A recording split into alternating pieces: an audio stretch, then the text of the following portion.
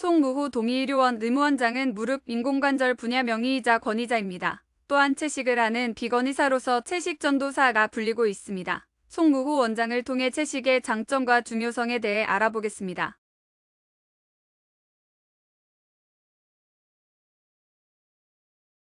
지금부터 건강기능식품의 허와 시를 알아보도록 하겠습니다.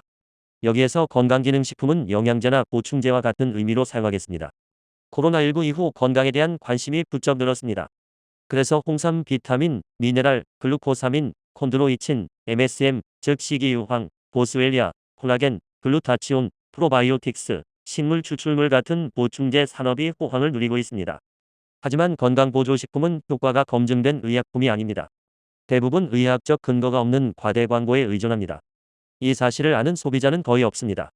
대부분의 건강보조식품에는 영양소가 비정상적으로 높은 농도로 함유되어 있습니다.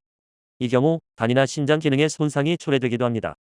미국 내 과잉의료 문제 해결을 위한 미국 질병예방특별위원회의 말을 한번 들어보겠습니다. 2022년 보고서입니다. 비타민과 미네랄 보충제가 심혈관 질환이나 암을 예방한다는 증거는 없다. 오히려 일부 영양제는 질환을 악화시킨다.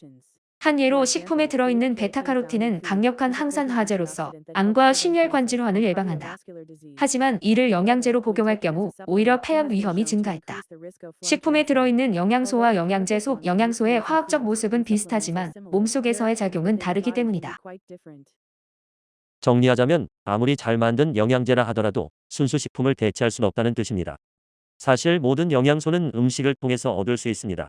정상적인 식사를 하는 사람은 삶에 필요한 영양소를 충분히 공급받습니다. 기본적으로 결핍이 없으니 보충할 게 없습니다. 미국 존스 홉킨스 대학 앨리세우 부알라 교수는 이런 농담을 하기도 했습니다. 영양소가 모자라지도 않는데 그걸 영양제로 보충한다는 건 값비싼 소변과 대변을 만들 뿐이고 돈 낭비에 불과하다. 오늘은 이런 관점에서 오메가3 신화의 거짓과 진실에 대해 살펴보겠습니다. 종합 비타민과 함께 오메가3가 국민 영양제라 불릴 만큼 많이 판매되고 있습니다. 특히 심장과 뇌에 좋다고 해서 20에서 40대가 가장 선호한다고 합니다. 한국건강기능식품협회의 조사를 보면 2023년 국내 영양제 시장 규모가 6조 원을 넘어섰습니다.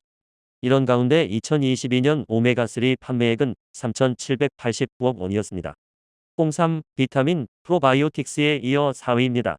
그렇다면 오메가3란 과연 무엇일까요? 오메가3는 지방의 한 종류입니다. 체내에서는 만들어낼 수 없고 반드시 식품을 통해서 섭취해야 하는 필수 지방산입니다. 오메가3에는 몇 가지 종류가 있는데 인체에서 중요한 건 세 가지입니다. 식물성 기름에 많은 ALA와 등푸른 생선에 많은 EPA와 DHA입니다. ALA는 에너지 생성에 관여합니다. EPA는 염증을 완화하기 때문에 혈액순환 및 심장에 좋습니다. DHA는 신경세포의 주성분이라서 뇌에 좋습니다. 이런 작용 때문에 오메가3는 심장과 뇌 건강을 위한 필수 성분으로 각광받아왔습니다. 그래서 생선을 많이 먹거나 아니면 영양제로라도 보충을 하라고 합니다. 그런데 2023년 7월 미국 심장협회와 미국 심장학회를 비롯한 6개 주요 의학단체가 만성관상동맥질 환자 관리 지침을 개정했습니다. 그 내용은 오메가3 보충제 사용이 심혈관 질환 위험을 낮추는데 이득이 없어 권장하지 않는다는 것이었습니다. 참고로 협심증과 심근경색이 대표적인 관상동맥질환입니다. 새로 나온 연구 결과는 아니었습니다. 사람들이 오메가3를 찾게 된 건 1970년대 덴마크 학자들의 주장에서 비롯됐습니다. 이 학자들은 에스키모인들은 심혈관 질환이 적은데 그 이유가 그들의 주식인 고래나 물개의 몸속 지방에 오메가3가 많기 때문이라고 주장했습니다. 이로 인해 전 세계적으로 오메가3 열풍이 불었고 관련 식품과 제약 산업이 호황을 누렸습니다. 하지만 2000년대 이후 나온 연구에서는 에스키모인의 심혈관 질환 발생률이 다른 지역과 유사하고 뇌졸중으로 인한 사망률은 2배 더 높으며 기대 수명은 10년 더 짧은 것으로 나타났습니다. 2018년 영국 옥스퍼드 대학에서는 약 7만 8천 명을 대상으로 조사한 결과를 하나 발표했습니다. 오메가3 보충제가 심장 질환 예방에 도움이 되지 않는다는 것이었습니다. 2021년 유럽 심장학회지는 더 놀라운 결과를 제시했습니다. 심혈관계 환자가 오메가3 보충제를 먹었을 때 심장이 두근거리는 부정맥의 일종인 심방세동 위험이 37%나 증가했다는 것이었습니다. 오메가3가 심장에 좋기는커녕 오히려 해로울 수도 있다는 뜻이었습니다. 이에 따라 한국식약처에서도 2023년 11월 오메가3 설명서에 심방세동 부작용을 추가하도록 명령했습니다. 오메가3가 뇌 기능에 좋다고 하니 치매 예방 차원에서 먹는 사람들도 있습니다. 그러나 약 6,000명의 노인 대상 연구인 영구경향학회지 보고와 약 3,000명을 대상으로 한 미국의 사협회지 보고를 보면 치매 예방에 아무런 도움이 안 되는 것으로 나와 있습니다. 요컨대 심장이나 뇌 건강을 위해 오메가3 보충제를 먹을 필요는 없습니다. 이번에는 좀 더 근본적인 문제로 들어가 보겠습니다. 오메가3 섭취를 위해 생선을 많이 먹어야 한다고들 합니다. 과연 그럴까요? 아닙니다. 오메가3 성분 중 EPA와 DHA는 생선에 들어있고 ALA는 각종 식물성 식품에 들어있습니다. 인체에서는 ALA를 원료로 EPA와 DHA를 스스로 생산해냅니다. 따라서 ALA가 들어있는 견과류, 씨앗류, 콩, 채소 등을 자주 섭취하면 다 해결됩니다. 참고로 생선의 경우 100g당 오메가3 함유량은 삼치 1g, 참치 1.6g, 고등어 3g입니다. 식물은 어떨까요? 호두 11g, 아마시 23g, 들깨 25g, 들기름 62g입니다. 이처럼 식물도 오메가3를 많이 함유하고 있습니다. 다만 생선을 먹으면 오메가3 외에 많은 양의 콜레스테롤과 포화지방도 같이 섭취하게 됩니다. 따라서 심장에 해롭습니다.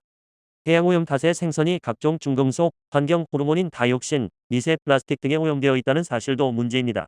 먹이사슬의 맨 위에 있는 참치, 농어, 대구 같은 큰 생선을 먹을 때는 특히 주의해야 합니다. 큰 생선에는 각종 중금속이 농축되어 있기 때문입니다. 중금속 중 수은은 인체에 들어오면 축적되고 신경독성이 있어서 뇌를 포함한 신경계에 문제를 일으킵니다.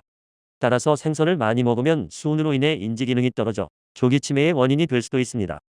또한 태반을 통과해 폐하의 기형을 초래할 수도 있으므로 임산부들은 주의해야 합니다. 이처럼 생선에는 몸에 안 좋은 성분들이 다수 들어있습니다. 그러면서 몸에 좋은 식이섬유, 파이토케미컬, 항산 화물질 같은 건 전혀 들어있지 않습니다. 결론적으로 생선을 건강식품이라 여기는 건 무리입니다. 요즘은 미세조리에서 추출했다는 식물성 오메가3도 판매되고 있습니다만 이 경우는 그냥 들깨, 김밥, 미역국을 먹으면 한 번에 해결되는 일입니다. 미국인들은 해조류를 안 먹으니 관심을 둘 만하지만 한국인은 반찬 등으로 많이 먹기 때문에 해당 사항이 없다는 뜻입니다. 오메가3는 의학적으로도 주의할 부분이 있습니다. 혈소판 응집 보채 효과가 있기 때문입니다. 이건 수술 후 치열 과정을 방해해서 합병증이 발생할 수 있다는 사실을 뜻합니다. 따라서 수술을 앞둔 분들은 의료진과 미리 상의하는 게 좋습니다. 저는 수술 전에는 오메가3 드시는 분들에게 복용을 중지하도록 하고 있습니다. 오메가3 부족이 걱정되십니까? 그렇다면 보충제 형태로 먹는 대신 아마씨, 씨앗씨, 들깨, 호두, 콩 같은 걸 섭취하시기 바랍니다.